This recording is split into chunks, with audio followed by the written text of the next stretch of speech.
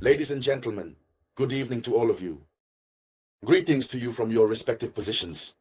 Once again, you are welcome here on your beloved platform, the platform for awakening consciousness. This is the headline of international news, the uncompromising stance of the President of the Russian Federation, Vladimir Putin. Vladimir Putin has just set a sine qua non condition for the realization of peace talks between Russia and Ukraine. Vladimir Putin does not waver.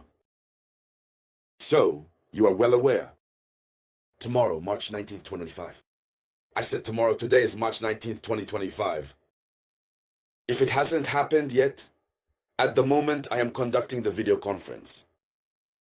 President Donald Trump is supposed to have a phone conversation with Vladimir Putin. This will be their second exchange. And their exchange will still focus on negotiations, talks for the advent of peace. You know that Russia has not yet responded to their famous proposal for a truce, a ceasefire. But Russia has just given part of its response, one of its conditions.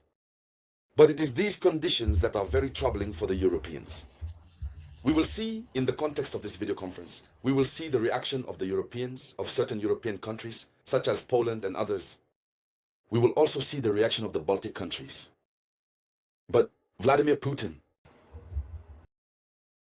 he sets a condition first, which is extremely important if there is a ceasefire. So, what is this condition? This condition is the halt of arms deliveries to Ukraine during the ceasefire period, the fire. However, there is a very big problem. A very big problem concerning this condition. So, in the context of this video conference, ladies and gentlemen, this is what we are going to discuss. But before diving deep, give strength to this video conference. Give it enough visibility by leaving many comments and sharing the video conference widely. Yes, it needs to be shared. And especially for all those who are not yet subscribed, please subscribe. If you happen to come across our video conference by chance, please subscribe. This allows you to no longer miss information, the news. Decipher international news at 180 degrees. We Africans must know geopolitics, understand what is happening around us. Only this can enable us to be capable of making the right decisions. And if you have had the chance to be here, you find our platform very interesting. We must give others the chance to discover us. And that chance comes from sharing if others hadn't shared. You would never have seen this platform to subscribe and eventually become addicted to it. I ask you, please share the video conference. Let's dive deep, ladies and gentlemen. And so, what is happening? President Vladimir Putin demands a suspension of all arms deliveries to Ukraine during a ceasefire proposed by his American counterpart, Donald Trump. And the information is provided by sources close to the Kremlin. The two leaders are scheduled to speak by phone today. A senior European official added that Europe was extremely reluctant to accept Russia's request to block the delivery of weapons to Ukraine from its allies. Throughout the entire truce, Europe is reluctant. And what will be the position of American President Donald Trump? But this decision, this demand that Russia has just made, it is normal. It is normal. You cannot say that you want to move towards peace while continuing to fuel the conflict. This demand also falls within the framework of what we call, or what we will call, how we will call it. The formal prohibition of sending ground troops, since that is what Europe wants. Europe wants to send ground troops to Ukraine to, they say, monitor the ceasefire. And this path of Europe is advocated by Emmanuel Macron. Emmanuel Macron, who wants to send soldiers on the ground at all costs. So, a nation like Ukraine, which throughout the duration of the conflict, it was forbidden to send ground troops. Even NATO did not officially agree, informed that they were sending ground troops. And it is France that wants to do it. Now, stop. Cessation of arms deliveries. Here is the demand. Meanwhile, America has resumed its arms deliveries. To Ukraine, America has resumed sharing intelligence with Ukraine. But are these people really aiming for peace?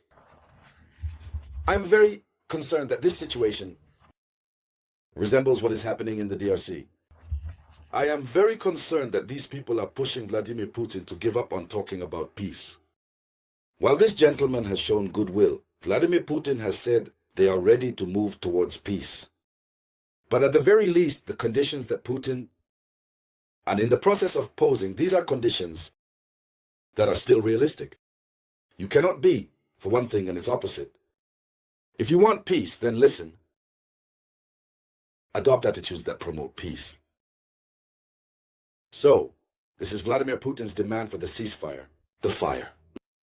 Which means when the agreement is reached, Ukraine will be asked to disarm. There you go. And you see that through this, we observe that we live in a world where it's the law of the strongest. Let no one deceive you, dear lady, dear sir, dear Pan-Africanist. Let no one deceive you. We live in a world where it's the law of the strongest. It's not even the law of thallium. Yes, it's not even the law of thallium. It's what we call vendetta. It's a practice that existed before. Vendetta was the law of the strongest. Yes, the strongest did whatever they pleased. And then it worked like that. The world lived in this very difficult situation. If when I see people attacking thallium for saying its law was harsh, but listen, the law of thallium came to find a solution to a problem. The real problem is that it was always the strongest who was right. You slap him. In addition to the fact that he will slap you, that stronger one, meaning he slaps you and then he sends you to rest, eternal. And then, when you go to justice, they say he is right. The allium came, he said, when you get slapped, you simply have to slap back. The principle of proportionality. They say the law of thallium is serious. But today we live in the sale of the state. It's the law of the strongest. We need to acknowledge it. And that's why African countries must fight to be very strong. The strongest want to continue being strong. And the weaker ones continue to weaken. Whatever happens, Africa must open its eyes. And that's why we always have time to raise awareness here on this platform. The platform for awakening consciousness. We always have this time. Because as long as Africa doesn't open its eyes, nothing will work for us. So here is Vladimir Putin's demand. We will see what will happen, what President Trump and Putin will say to each other. Everything that will result from it, we will come back here on the platform for awakening consciousness to be able to discuss it further. Thank you to everyone, dear ladies and gentlemen. I will be back shortly with new updates.